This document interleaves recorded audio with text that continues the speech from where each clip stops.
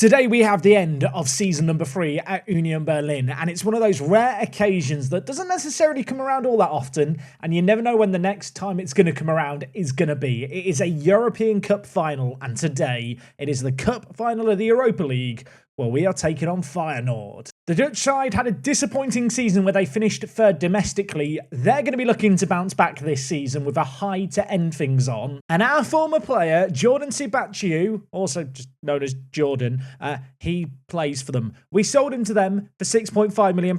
I never thought we'd see him again, and yet here he is, one of their main men. He could be scoring against us. And when it comes to our team, there's one man we rely on for all our goals. That man is Lucas Nemecha, who is injured to end the season. Yeah, he's not here for the final. 38 goals he scored. Our next highest goal scorer has 12. Today is episode number 28 of Building Berlin. It has the makings of an absolute classic. One game, all the marbles on the line. Let's get straight into it.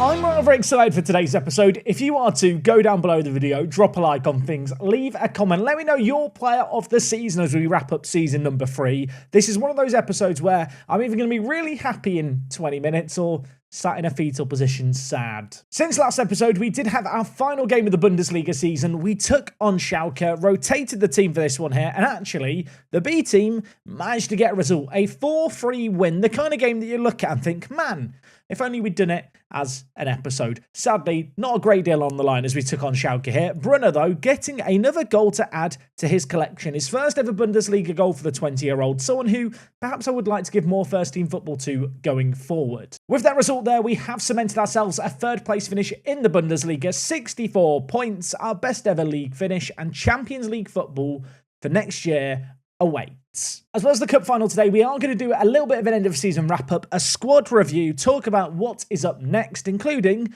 what could be a slightly busy summer. I don't think it's going to be mega busy, but at the same time, there's definitely room for improvement. Before all of that, though, we have got this cup final. Unfortunately, it is at a stadium we've already done in San Mamés, which is a Bilbao stadium. If I remember correctly, it had a really nice car park. So, we'll go revisit the car park really quickly. Here is the stadium where today's cup final is going to be held. It is Bilbao Stadium. It's a stadium we've been to, a stadium which I thought had a really big car park off my memory, but actually, as my memory has failed me, I now remember seeing it. It's just a random slab of concrete outside the stadium, but at least the stadium itself looks rather nice. And well, here is the interior of the stadium, and if I might say so myself, it's a very fitting location for a cup final. It has one of the most beautiful roofs in all of world football, the Bilbao Stadium.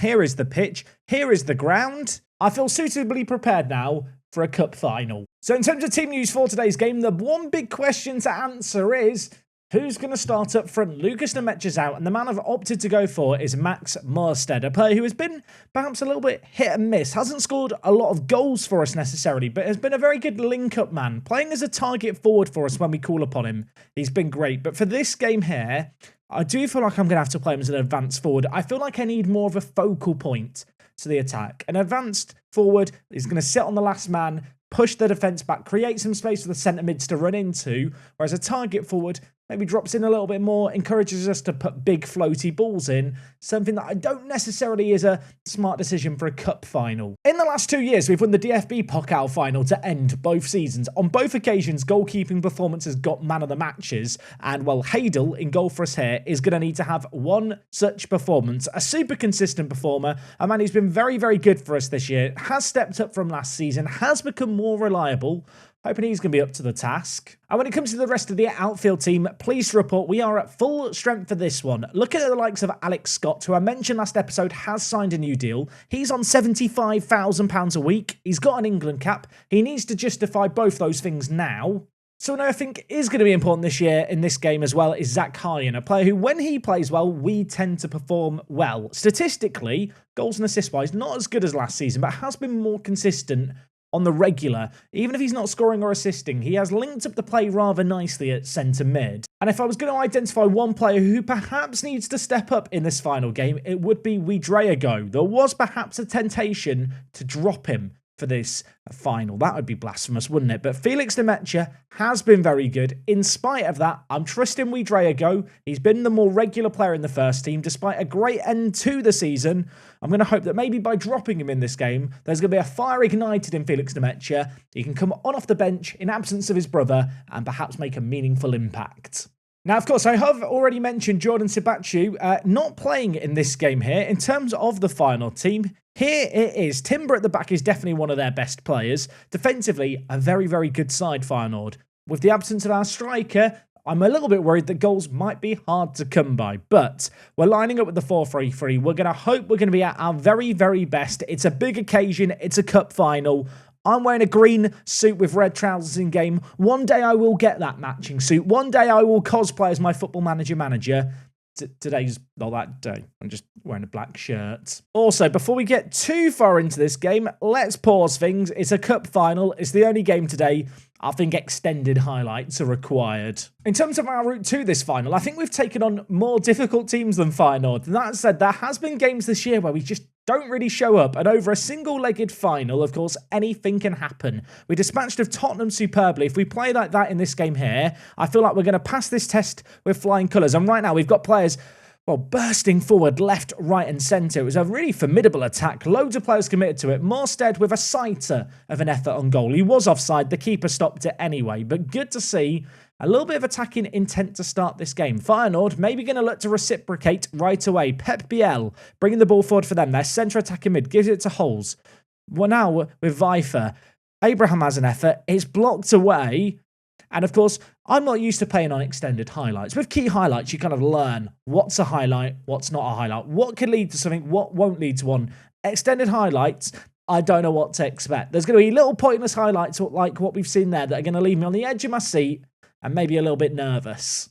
18 minutes played here. We've had almost 60% of possession. Of course, Correa was a player who I wanted to sign during the off-season, and he opted to go to Feyenoord. Completely forgot about that. We really wanted to pick him up on a free transfer, and he decided to go to Feyenoord. I thought it was the wrong decision at the time. Obviously, if he scores and wins the game here, he's going to think he made the right decision. Hopefully, we can make him regret things, as we are now looking to come through on the counter. Zach Hyen has very cynically been hacked down there. That should be a yellow card. Vallejo has actually managed to get away with that somehow, and I'm livid. Half an hour played, not been a classic. Thus far in this game, a lot of possession for us initially, but that has started to even out more now. The XG for either team separated by 0.02 for you XG merchants out there. Not a load of opportunities, but maybe a chance here. Zach Hyen bursting forward on the left-hand side, crosses it in. Diamande heads it goalwards, but off target. Hanko now with a throw-in for Feyenoord. Plenty of highlights early on in this game, but no real meaningful chances as of yet. Martel puts in a good tackle, but Correa is going to sneak in behind him. And I'll tell you what, we have just been let off the hook. He skews that effort wide, and suddenly I'm sat thinking, thank God I didn't sign this bloke. He's rubbish. I mean, I say he's rubbish. 8 goals in the league, 5 goals in 10 Europa League games. He's not been bad for them, but he has really fluffed a massive opportunity there. 10 minutes left of this half. Still all action. Feyenoord this time on the attack yet again. Hulse inside. Takes down the ball. Edge of the box. Pulls the trigger. Heydel makes a save. Needs to be up for the rebound and gets up to it quickly. He makes the stop there. And that was some pretty big stops. He might have more to make here as well, because the ball is in our penalty area again. Free kick dealt with initially, but Pep Biel on this near side, on the byline, looking to get it into the middle. Vifer turns his man, lays it. Vallejo hits it from range. Fortunately for us, it's gone over the crossbar. 1 minute of added time at the end of this half. It is going to end after 45 minutes at 0-0. Of course, just a little reminder, if things are still all square, it will go to extra time and then penalties. I'm looking at Morstead in this game. He has not been particularly good here, and I feel like at this moment in time, it's time to bring in a player who has been here for what feels like a long time. It's not actually been that long he's been here. Tillman, a player who I do feel like is capable of getting goals. This year has found himself playing more and more in the wide midfield areas, but I do fancy his physicality combined with his pace in this kind of game. Slightly more experienced than Morstead, who really didn't live up to expectations. I feel like if any chances fall Tillman's way, he's got a better chance of finishing them for what it's worth. Whether or not that theory is going to be correct, I suppose is going to be put to the test here if we can deliver something his way. So far in this game, some of the players who I really put under the spotlight, the likes of Scott, Zach Hyen, been rather quiet, but maybe a chance for us to make something happen here. Alex Scott, did you hear me criticising you? Can you make something happen here? Kraus to Bullet, the right back. Options in the middle. Nets, the left back, arriving late. Both fullbacks very high up the pitch for us now. Potential, well, I thought for a moment for Feyenoord to hit us on the counter, but they are slowing down the play a little bit. Hanko going down the line. Bullet reads it nicely. 10 minutes into this half, still all square. Still a little bit of nervousness, perhaps, about this game. Torunariga plays it to Zach Hyen. He's going to switch it over to Bullet. Some intricate passing play at the back, but no real end product as of yet, although Bullet getting down the byline, a little bit isolated, opts to go back to Martel. He goes to Torunariga, who could go left, will go left, and now a 2-on-1 on this near side. Nets the left back, the number 3, making his way forward, gets to the byline, cuts it back, whips it in, and Wiedreago headers it. That header cannons in off the underside of the crossbar, and with it, we have a breakthrough. Nets making his way forward. Our wing-back, of course, on attack on that far side. He pulled it back, whipped it in on his weaker foot. Wiedreago justifies his selection. Talks about the fact that there was a temptation to drop him.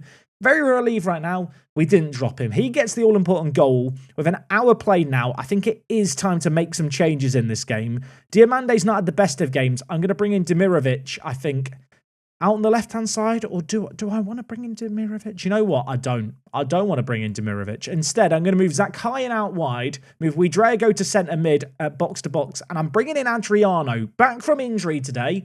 Was a question mark over, would he be fit? Fit enough, I've been told, for 60 minutes. With 60 minutes played here, if it goes the full 120 and penalties, I think he can survive now. Can we get a second goal? That would really settle my nerves at this point. Not look particularly great from set pieces here. We've got another chance, perhaps. Zach Hyen, can you put a better ball in at the second time of asking?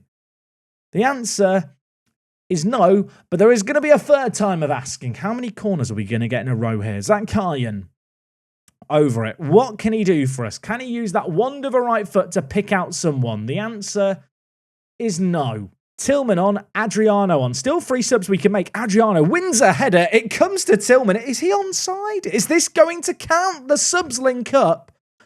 But sadly for us, the flag is raised. And because the keeper came out here, I think he may have even played Tillman off. For a moment, I thought I was going to look like a genius with the subs linking up. Unfortunately, the flag denies us. And now, perhaps a final set piece for us to worry about here. Pep Biel with the ball, whipping it goalwards. Torunariga heads it away from danger. Kraus is going to be there to mop up the pieces as well. Not the quickest of players, Kraus, so not expecting him to launch a counter-attack. And instead, we have to cede possession to Feyenoord, who with 22 minutes left have got to start to commit men forward. They've got to start to make something happen here. Thus far, though, especially in the second half, they've not done a great deal, and instead, it is us playing the ball forward beautifully. Alex Scott in behind, pulls the trigger, blocked, and goes over.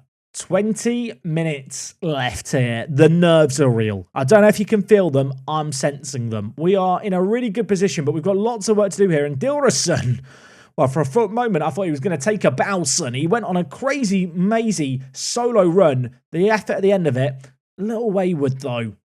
Okay, I've used 2 out of 5 subs. I've still got 2 stoppages if I want them. I'm going to make a change here. I'm going to bring in Forsby for Kraus. Elsewhere, Zach Hyen looking nervous is not what I want to see. I'm going to move Wiedreago out wide, and I'm going to bring in Felix Nemetcha at centre mid. Wiedreago's impressed me enough to justify staying on the pitch. Zach Hyen has perhaps left a little bit to be desired. We do still have 1 sub. We do still have 1 stoppage as well to use if we need to.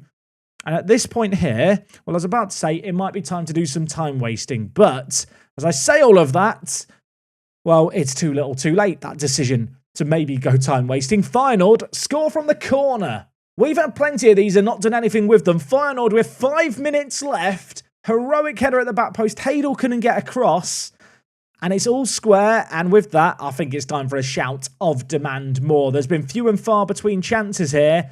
And for those of you fearful, it might just fizzle out into a boring 1-0. Breathe a sigh of relief. It is 1-1. We are going to extra time. Feyenoord definitely had a much better first half than us. In that second half, very few chances either way. We looked nervous in this game, to be honest. going to get shouty. We are going to have a kickoff highlight, although I think this is just because we're on extended. But we are getting another 30 minutes of football here. For those of you who wanted more football in this game, you're going to get it. Going to hope that if it goes the distance, we are up to the task. We Drea go, slotting in out wide. Can't get there. Pointless highlight ends. Still 1-1. Feyenoord probably had the best of the game over the course of the 90 minutes. I did feel like for a period at the start of that second half, we were in a really good commanding position. Just couldn't take any of the chances that came our way.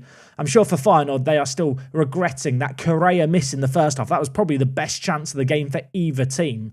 That said, plenty of time for more opportunities here. 25 minutes on the clock. Nets getting caught out in possession. Dilrosun bringing the ball forward. Nets on a booking. Needs to be careful. Taruna Riga, nice interception by him. Tillman, Adriano. Plenty of players with fresh legs in the final third. Wiedre goes, been on the pitch a while. Has a goal to his name. He pulls it back. It's tackled away. Ball falls to Forsby. Not a man you're back to score from there.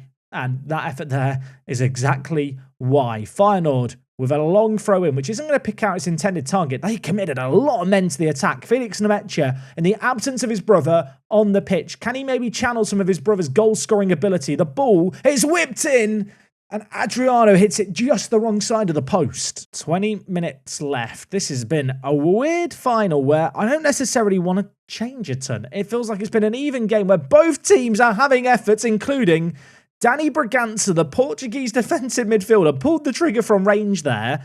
A player who has been a bit of a Hall of Famer in past Football Manager saves for me. Someone we have to be wary of. He came on off the bench, very nearly punished us to end the first half of extra time. We're going to hop straight into the second half of extra time.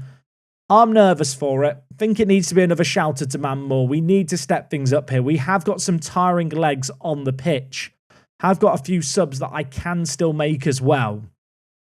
But yeah, this has been an even game. It's been a nervy game. It's been a long season for both teams. Both teams desperate to end the season on a high. And Dilrosun is getting in behind. Fortunately for us, Nets up to the task. Still working hard despite his booking, despite how exhausted he is. Makes an all-important block. And well, I was about to make some changes, but we'll wait and see what happens here. As, oh my word, they scored a set piece. Now we've scored a set piece. Nets has made one heroic block up one end. Now he's put a ball of quality into the middle. Martel with some questionable dance moves in the corner. But with this header across goal, which squeezed in out the far post, we reinstate our lead. And with that, I'm going to pause the game. I'm going to make some changes. Nets, you can go to wing back on defend. Same with you, Bullet. I'm going to take off Scott in this game. He is tiring. I'm going to bring in Demirovic for some fresh legs. It's the temptation to take off Nets because he is struggling a little bit, but our defence is having a good game. I don't really want to make unnecessary changes. I think with Demirovic here, I am just going to play him as an inside forward on support. Don't need to commit as many men to the attack. He's not the playmaker-y type. We've got 13 minutes to weather here. Bringing on Demirovic just for fresh legs in the final third, but also just with the consideration, if this game goes to penalties, he is probably a player we'd elect to have take one. That's not me wanting to see penalties, but if I'm going to make changes, it has to be a consideration, I feel like. Hartman with a throw-in on the far side for Feyenoord. We are working hard to get the ball back here. Sabiri, though, does well to, wrestle and wriggle away from a couple of tackles. We have managed to get the ball back, though, now. Forsby subbed on at defensive mid, breaking down the play. Felix Nemetcha now with this ball. A little bit isolated perhaps, but we are going to come away with possession. Still plenty of players in the attack. Tillman is one of them. One-on-one. Malik Tillman. That's why I've brought you on at halftime. Trust him to make the difference if a chance falls his way. It's 3-1 here. There's 10 minutes left. That might just be that. And, well, it's come from a couple of the subs linking up. Forsby forward to Demirovic. He plays it forward to Tillman. And the American, flying the flag for the US of A, finds the back of the net, makes it 3-1. And I think that might be job done. Saying all of that, still 7 minutes left. Weirder things have happened. This is football. This is Football Manager. I am desperate now to win the Europa League. Forsby, apparently slightly less desperate. That is an awful pass by him. Potentially leaves us exposed at the back as Feyenoord. Not afraid now to commit men forward. Bullet at the back for us. Wins it nicely. He's going to play it over to Demirovic, who is one of the most recently subbed on players. Should have fresh legs. That looked like a very tired header from him there. Could have taken it down, had time and space, didn't use any of it. And instead, it's Feyenoord looking to get the ball forward here. Dilrosun has caused some issues from this right-hand side. He's cutting inside, lays it back to Brigance, who's already hit the woodwork once. He lays it to Vallejo, who's been on the pitch since the beginning, as has Hadel, who makes an absolutely superb stop. That was destined for the top corner. He tips it over. We still have a corner to deal with here. They scored one of these already. Another cross sails towards the back post. We clear it away. Braganza to Vallejo, hits it. Hadel on this occasion holds on to the ball. He can slow down the play a little bit now. We can chill out a little bit now. Why is there another highlight now? If Feyenoord get one back, it's going to be a nervy last 4 minutes. But at the moment, we are 2 goals up. We did have the ball, and now we no longer have it. Looking to go long, I suppose, as long as it's away from our goal, it's fine at this point, maybe.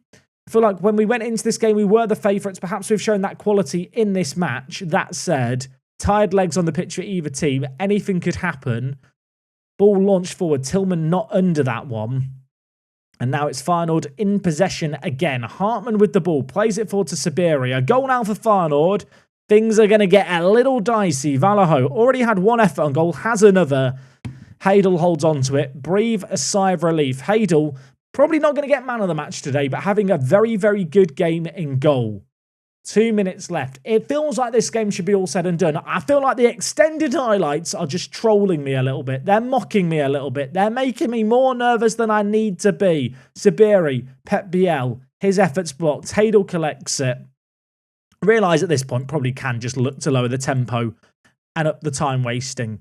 This has been a game where there's been a lot of passing around the back by us. We've really kind of killed the game off by forcing Feyenoord to chase. And to be honest, I think we've managed this game pretty much to perfection. There is 30 seconds left. We are 2 goals up. Surely that is that. This could be a 3rd cup win in as many years here. We've won the DFB Pokal twice. That's nice. I would have loved to have won it 3 times in a row. But you know what? I think I'd rather win a Europa League. I think I'd rather win some significant European silverware. And whilst I do feel like with this current team, it's going to be a tall order to ever win a Champions League. I feel like a Bundesliga is the aim.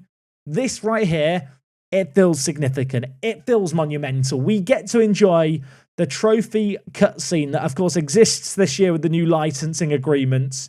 The players are on the pitch. We're getting a lovely view at the back of a fan. Here are all our players. They are hoisting that trophy aloft. Ignore the sketchy cameras, some awful TV directing. It does not matter. The red and white confetti rains down. Union Berlin, European football champions. The Europa League is ours. Drink it in. Enjoy it. I want to say it was never in doubt. When Feyenoord equalised just before full time, I thought we were in danger, but I do actually feel like the subs we made there had a really good impact on the game. And ultimately, in a season where our defence has been our weak point, I actually think our defence is one of the best elements of the game here. And I think the rating suggests that. Nets with an 8.0, Martel with an 8.1, but even the players not involved in goals, equally good ratings. That, my friends, that was special. At the end of a long season, there's always a fear when it goes to extra time that mistakes are going to creep in. And maybe they did for Feyenoord, but for us, when the chances came our way, we took them. 3-1 winners. We join an illustrious list of Chelsea, Liverpool, Sevilla as previous winners. And, of course, Eintracht Frankfurt. That was mad for us, though. We get £7 million as well for winning that. Didn't even realise that was a thing. The board are delighted. I'm delighted. So much money in the bank off all of this. Collective bonus paid out. We're paying out all the money we've just earned, but you know what? I don't think I care that much. Okay, maybe I care a little bit. That £7 million would have been not quite nice, wouldn't it, to spend? In terms of the Europa League review, we were the biggest overachievers, which I think is fair. And in the final, we did it without the player of the tournament, Shirley. Lucas Nemecha, 21 goals, 8.14 rating, wasn't around for the final. We did it without him. Okay, that was a great way to end the season, but to officially cap off the season, we're going to do the end of season recappy bit. I'm going to mash continue a little bit. We're going to get to that point where we get the season review, see what's what. Beautiful to see our reputation go up to 4 stars. Maybe now we're in the Champions League, I'm going to have a bit more pulling power come the summer. Or maybe, if I'm being a bit more realistic, I'm going to have a harder job fending off the interest in some of our players. there are a few that are wanted already. Okay, end of season wrap-up time. Here we are. I mean, one trophy, but does it matter if it's one trophy? If it's a Europa League? I don't think it does. Going into this season, aim was always to get Champions League football, to achieve it both through the league and, of course, winning the Europa League, technically. A really, really good feeling. I know in the old format, the Champions League, winning the Europa League got you like an immediate spot in the group stage. I don't know if we get any benefit when it comes to seeding or anything like that by doing well here, but you know what? We'll take it. Here were our transfers for the season, by the way. When you look through this, a lot of players playing significant amount of football of these players that we picked up this year. No massive amounts of money paid. Signing of the season in the end actually went to Max Marstead. I feel like Nets are tad unfortunate not to win that award. He was a good addition at left back. Not sure if he necessarily justified being the third highest earner at the club, although that was always going to be a tall offer for the fullback to achieve. Diomande had a good first season as well, 7 goals, 9 assists. Had a really slow start to his time at the club, but did actually end things with a really good second half to the season. Maybe fizzled out a little bit, of course, did have that injury as well to end the season. When it came to transfers out this year, of course, there were a couple of big ones. Florian Flick left us to go to Dortmund and, well, was on the bench for them on the regular. Dortmund, by the way, in the relegation playoffs at the moment, actually lost the first leg against Hamburg 2-1. I haven't even looked at the stats for this game. Did they deserve to lose it? I mean, when you look at things here, I mean, they probably did. Hamburg, as the team in the league below, higher XG. That is, I mean, Dortmund are away for the next leg as well. Of course, the other big sell for us was Ngankam, who had that long-term injury at us. We sold him to Celta Vigo for £7.5 million. 2 goals in 31 games for a striker. Not ideal. He has also picked up a fractured toe. So I feel like to get the £7.5 million when we did, probably a wise decision in hindsight. Shout out to Cologne, by the way. They managed to win the DFB Pokal. So with that, they have secured themselves European football. Elsewhere, season to forget for Hertha Berlin. Last year, they got European football. This year, they finished only 2 spots above Dortmund, down at the bottom. Similar story as well for Eintracht Frankfurt. This was a weird season with a lot of the mid-table teams just losing points against one another. Really, really evenly match league, the Bundesliga, when it comes to those teams in the middle of the pack. Of course, for us, it's a great season. 3rd place finish, 64 points is nice. In the Europa League, we won it. Here are the teams we had to beat to do it, and to be fair, there's some pretty big results in there. The only game that we lost, the 5-1 game against Inter. We're going to pretend that one didn't happen. This year, we have seen our club reputation move up to continental from national, which is great to see. More sponsorship money, more competition prize money, a little bit more in the way of match day income as well. Of course, we did expand the stadium slightly. Nemecha, that is striker Nemecha, did get the highest selling shirts. 13,000 shirts sold total. Here is how we lined up for the year in terms of our best 11. No real complaints there. That is probably what I would consider our best team on paper. In terms of accolades, Drago won Young Player of the Year, Nemecha won Fans Player of the Season, and you can see here, most goals in the season by Nemecha, 38 goals to his name. Shame he couldn't get up to the big 40. Would he have made it had he made an appearance in the final? We will never know. And you can see here, a couple of players inducted into the overall best 11, Bullet and Taruna Riga, who only has been here 1 season, but already finds himself in the best 11, a player who averaged a 7.11 rating. I feel like when you consider the price we got him for, he was a really good addition to the squad. Maybe a little bit slow to get started, but once he got up to pace, once he was more comfortable with our system, he was definitely a big improvement at left centre-back. The board, by the way, absolutely delighted. Somewhat surprised I only got a B, but nevertheless, very, very happy with what we've achieved. Aims for next year, they want us to be competitive in the Champions League and also qualify for the Champions League. We are done being the best of the rest. They now want us to be challenging towards the top of the table. Now, I am hitting continue because there's one little small thing that I want to witness, and that is what happens in the playoffs. That game is happening this evening. Hamburg v Dortmund. Are Dortmund about to go down? So to answer that question, we're just going to hit continue together and see, can Hamburg get it done? They're at home for the second leg. Dortmund this year have been absolutely awful defensively. They've relied on Moukoko for all their goals. If they go down, we might be able to sign for Union Berlin. If they go down, I really have to consider a move to Dortmund. One hit of continue here, and it's done. Dortmund relegated. They lost both legs 2-1.